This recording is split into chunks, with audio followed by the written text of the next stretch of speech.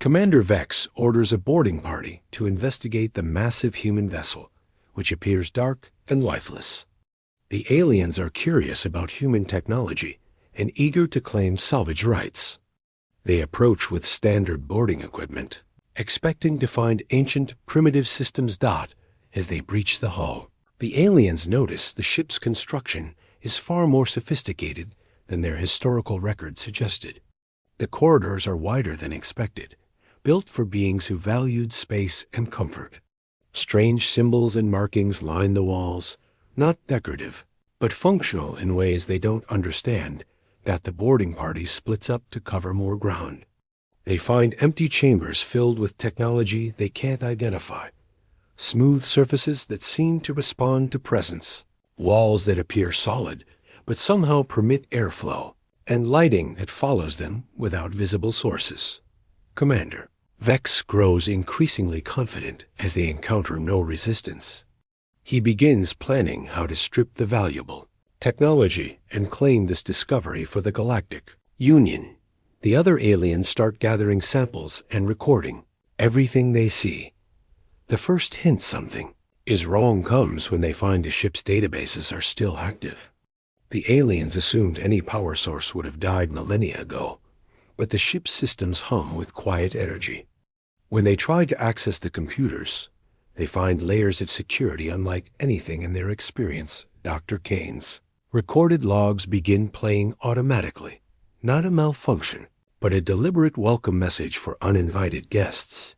His calm voice explains that humans didn't disappear. They evolved, advanced, and chose isolation while the galaxy sorted itself out. The ship isn't abandoned. It's waiting. As the aliens delve deeper into the vessel, they discover chambers that seem to shift and change when not directly observed. Weapons that appear decorative, but scan is more powerful than anything in the Union fleet. Gardens that shouldn't exist in the vacuum of space. Growing plants that seem to watch the intruders. The part ends with the aliens reaching the ship's bridge, where they find Captain Hayes waiting for them. He's been aware of their presence since they entered the system. The ship allowed them to board, curious to see how much the galaxy had changed. Hayes is calm, almost amused.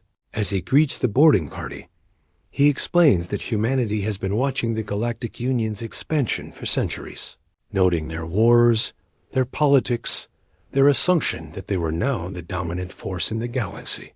The human fleet has been quietly observing, learning, and preparing for the day contact would be re-established. Commander Vex demands to know why humans didn't reveal themselves or join the Union. Hayes responds that humanity learned patience during their isolation. They wanted to see what kind of civilization would emerge. The results have been ... educational. The aliens realize they're not in control of the situation, but Vex maintains his arrogant stance, threatening to call for reinforcements from the Union fleet. Hayes nods politely and mentions that would be interesting.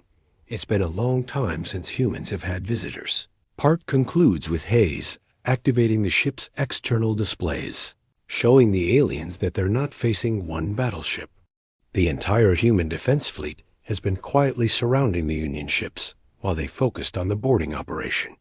Hundreds of vessels that make their own ships look primitive by comparison. Hayes offers the aliens a choice. They can leave peacefully with a message for the Galactic Union about humanity's return, or they can stay and learn why humans chose isolation over conquest. The implication is clear.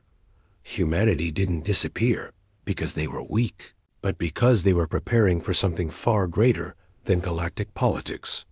Themes introduced: human patience and long-term thinking, technological advancement through isolation, the danger of assumptions, and the concept that true strength sometimes chooses not to reveal itself until necessary.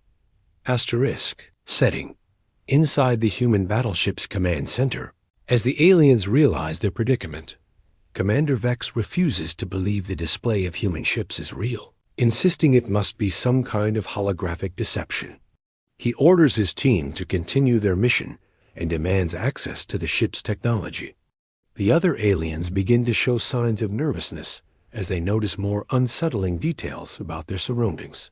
Lieutenant Ross arrives on the bridge, reporting that the alien boarding shuttles have been quietly disabled, not destroyed, but their engines and weapon systems have simply stopped functioning. The aliens' equipment begins malfunctioning in subtle ways. Their translators start producing odd delays.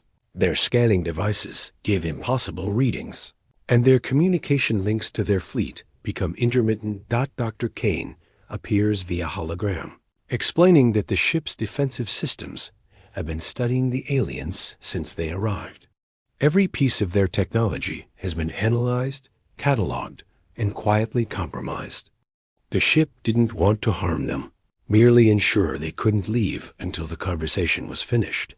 The aliens learned that human technology operates on principles they never discovered. Where the Galactic Union focused on raw power and efficiency, humans developed systems that think, adapt, and evolve.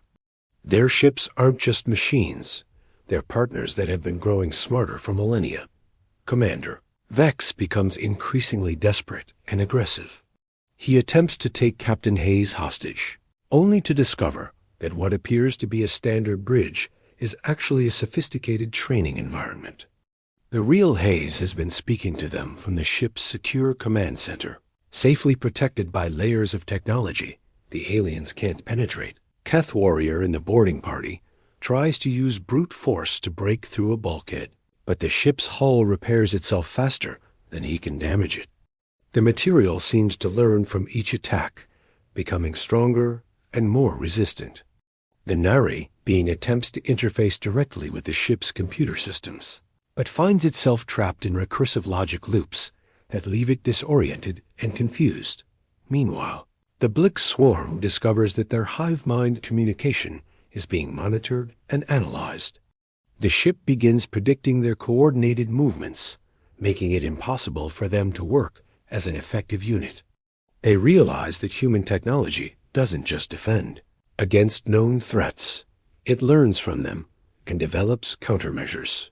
In real time, Captain Hayes reveals that humanity's isolation wasn't spent in stagnation.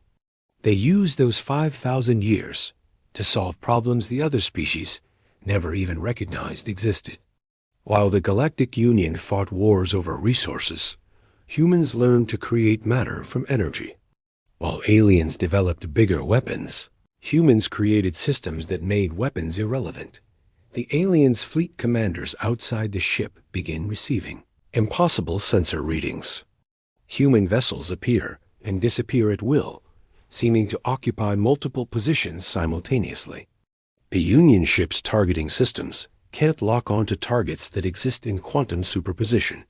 Their weapons fire harmlessly through ships that exist in parallel dimensions until they choose to interact with normal space. Dr. Kane's hologram explains that humans discovered the universe was far stranger and more malleable than anyone imagined. They learned to work with reality itself rather than simply existing within it. Their technology doesn't fight natural laws, it negotiates with them.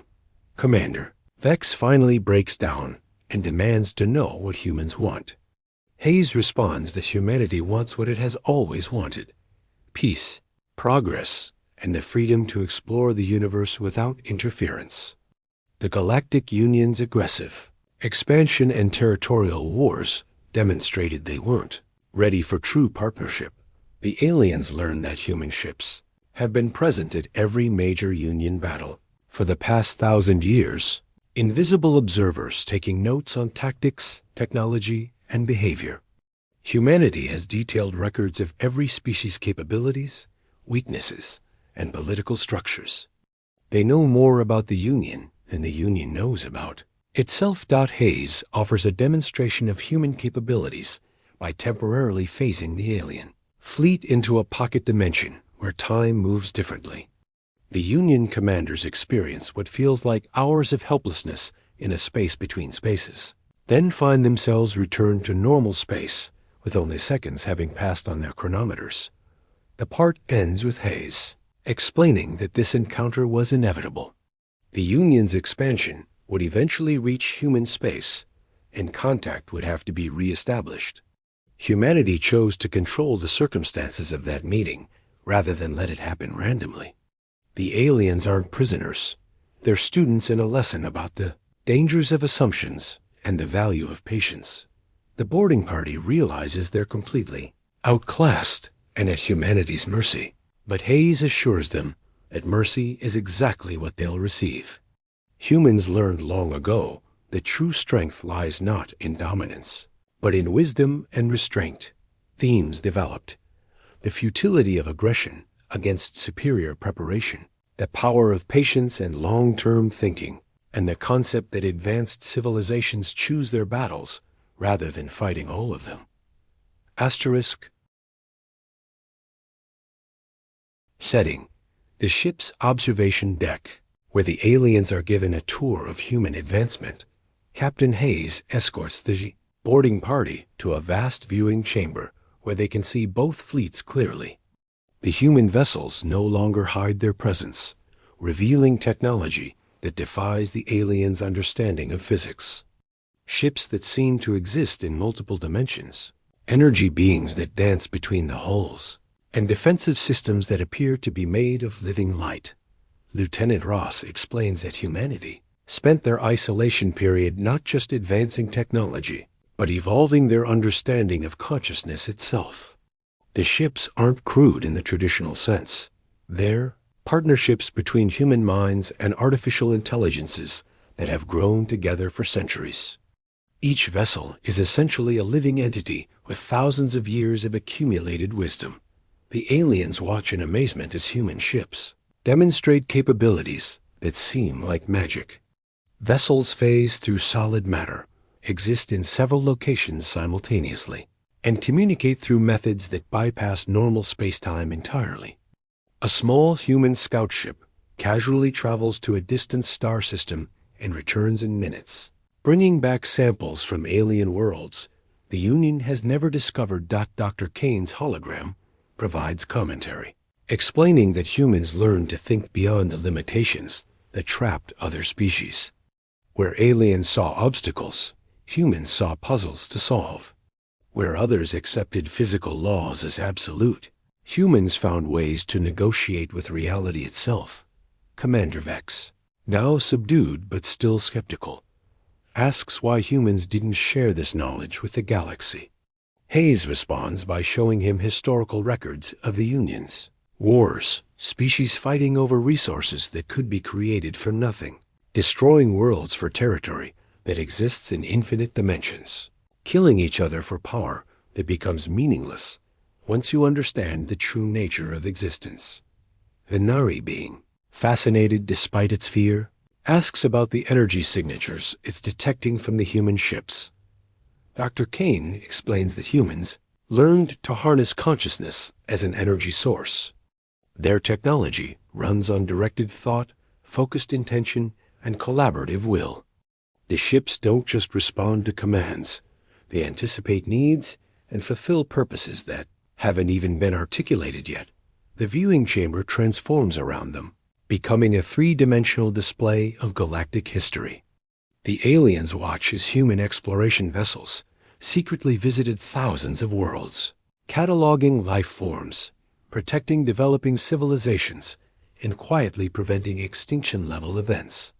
Humanity has been the galaxy's silent guardian for millennia, allowing other species to develop naturally while ensuring they survive to reach maturity. The Keth warrior asks why humans care about alien survival if they're so superior. Hayes shows him images of young human children learning alongside alien students in hidden educational facilities. Humanity never saw other species as inferior. They saw them as younger siblings who needed time and space to grow without interference. Blick's swarm discovers that their hive mind has been gently touched by human consciousness, networks thousands of times over the centuries.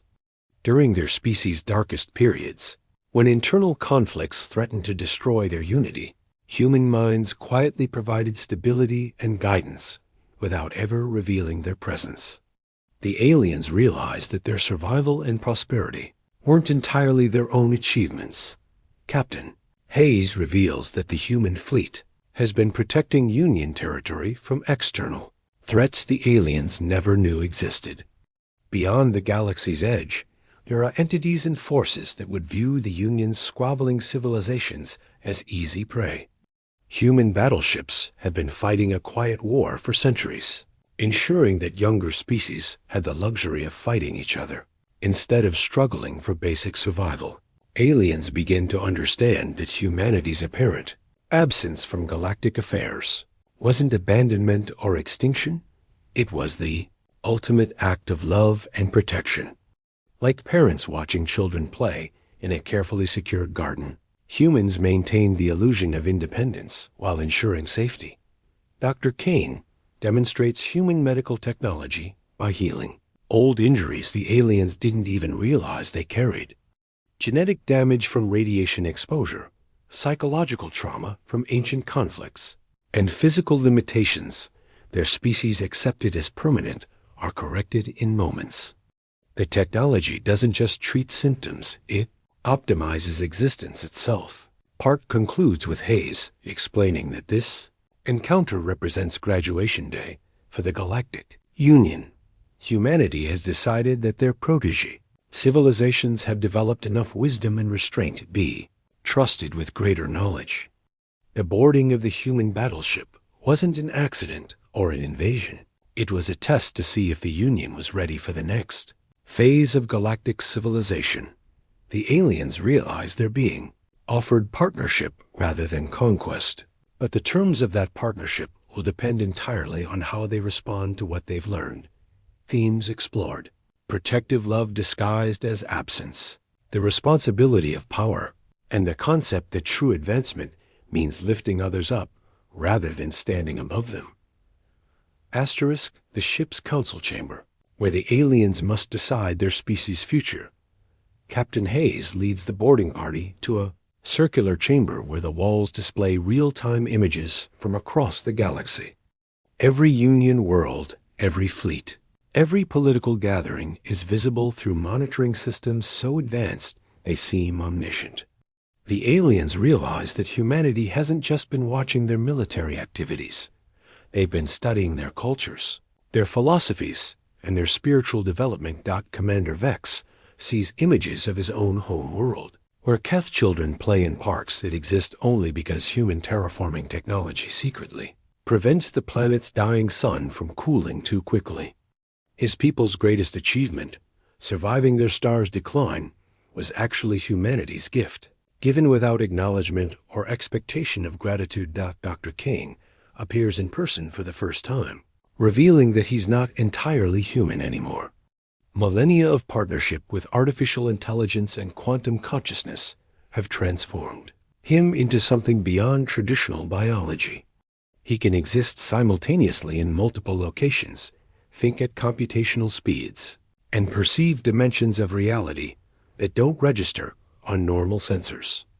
The Nari being discovers that its energy-based existence is actually a crude approximation of what humans have achieved.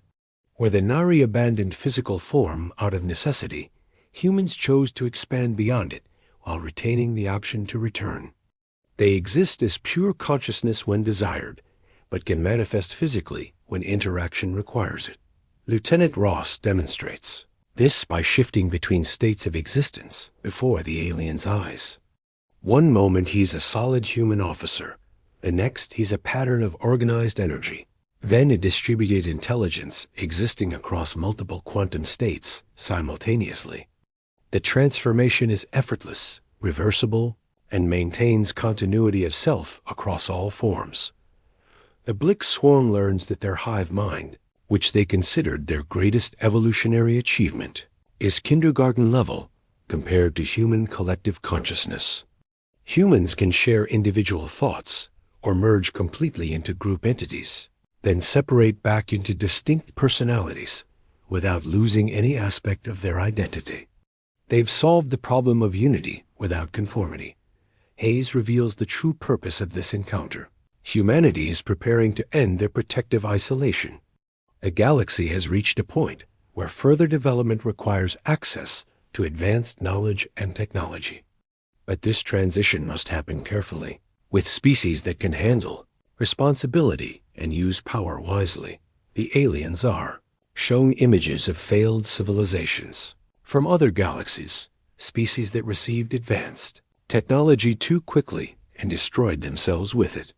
Humanity learned from these cautionary tales and developed a gradual introduction process that spans millennia. The Galactic Union represents the first species complex to survive long enough to qualify for advancement. Dr. Kane explains that the choice facing the aliens isn't whether to accept human partnership, it's whether they're mature enough to deserve it. The boarding party's actions and decisions during this encounter will determine how their species are integrated into humanity's larger galactic community. Commander Vex, humbled by everything he's witnessed, asks what humanity expects in return for their guidance. Hayes responds that they expect nothing except the promise that advanced knowledge will be used to create rather than destroy, to unite rather than divide, and to protect rather than dominate. The viewing chamber transforms into a simulation showing two possible futures. In one timeline, the Union accepts human partnership and gradually receives access to consciousness-based technology, dimensional manipulation, and reality-shaping capabilities. Their civilizations flourish beyond imagination, spreading life and beauty throughout the galaxy. In the alternate timeline, the Union rejects the partnership out of pride, fear, or aggression. Humanity sadly withdraws their protection, leaving the younger species to face the cosmic threats that had been held at bay for millennia. The Union survives, but remains trapped at their current level of development, while darker forces eventually overwhelm them. The Keth warrior asks if humanity would really abandon them after protecting them for so long. Dr. Kane explains that love sometimes requires allowing others to face the consequences of their choices. Humanity won't force advancement on species that aren't ready for it, even if that means watching them struggle or fail. The aliens realize they're being asked to make a decision not just for themselves, but for every species in the Union. Their response will determine whether the galaxy moves forward together or remains divided between the advanced and the as together. Primitive. Captain Hayes gives them access to quantum communication arrays to consult with their home governments and fleet commanders. The boarding party can share everything they've learned and get input from their leaders. But the final decision must be made quickly. Cosmic forces are moving. It won't wait for extended deliberation. The part ends with the aliens beginning desperate communications with their leadership, trying to convey the magnitude of what they've discovered and the importance of the choice they must make. Themes highlighted: the weight of collective responsibility, the courage required for growth, and the concept that advancement is a privilege earned through wisdom rather than a right claimed through power. Asterisk. The human battleship's bridge. 1 week after first contact, as the galaxy prepares for transformation, the boarding party remains aboard the human vessel as representatives from every Union species arrive for unprecedented negotiations. The aliens have spent days in constant communication with their governments, sharing recordings, data, and personal testimonies about human capabilities and intentions. Commander Vex, transformed by his experience, now serves as an advocate for partnership rather than conquest. He addresses a gathering of Union leaders via quantum communication, explaining how humanity's patient protection allowed their civilizations to develop naturally. His own government, initially skeptical, agrees to the partnership after human technology prevents a catastrophic solar flare from destroying their homeworld, a demonstration of goodwill that saves billions of lives. Dr. Kane works with alien scientists, beginning the careful process of knowledge transfer. Rather than overwhelming them with complete technological packages, he introduces concepts gradually, ensuring each species can integrate new understanding without losing their cultural identity. The Nari beings are particularly fascinated by human consciousness research. While the Blix swarm eagerly explores collaborative thinking networks, Lieutenant Ross coordinates with Union military leaders, explaining how human defensive systems have been protecting their territories. He reveals the locations of monitoring stations, early warning networks, and intervention points where human forces quietly prevented disasters. The aliens realize that their independent expansion was actually guided and protected by invisible guardians. The viewing chamber becomes a diplomatic center where representatives from dozens of species work together for the first time in millennia.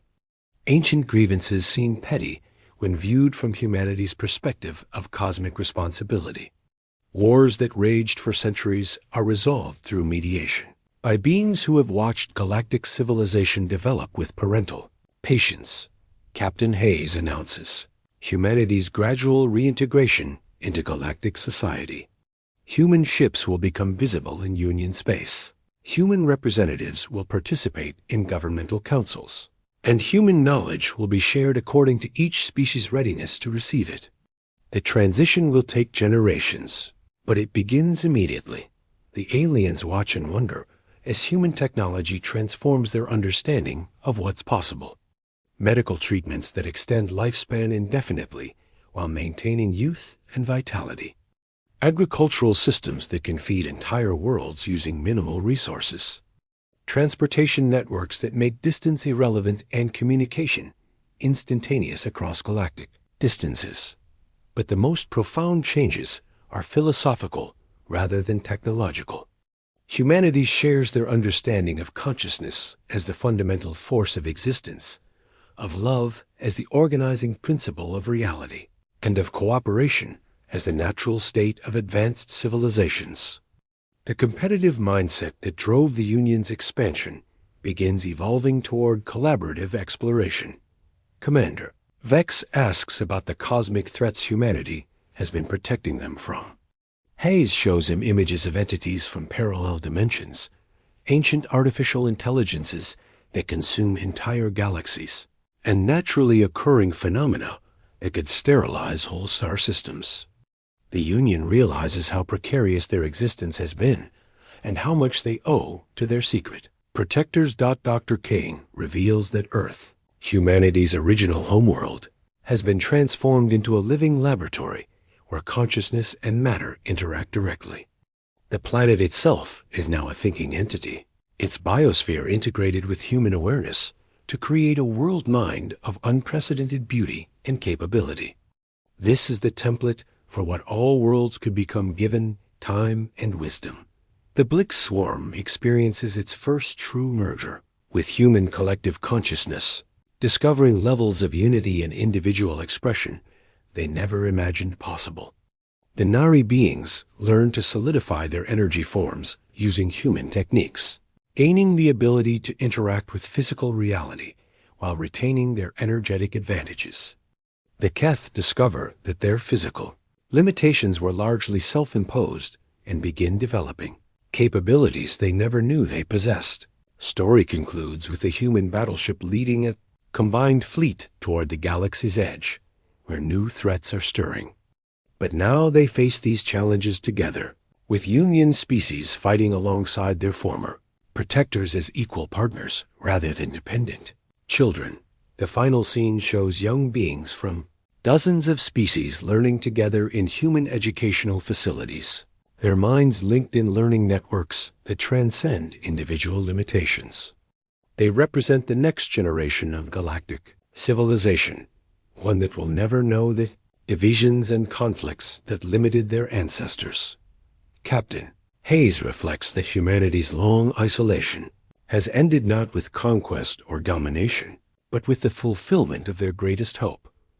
A galaxy united in purpose, diverse in expression, and committed to the continued evolution of consciousness itself.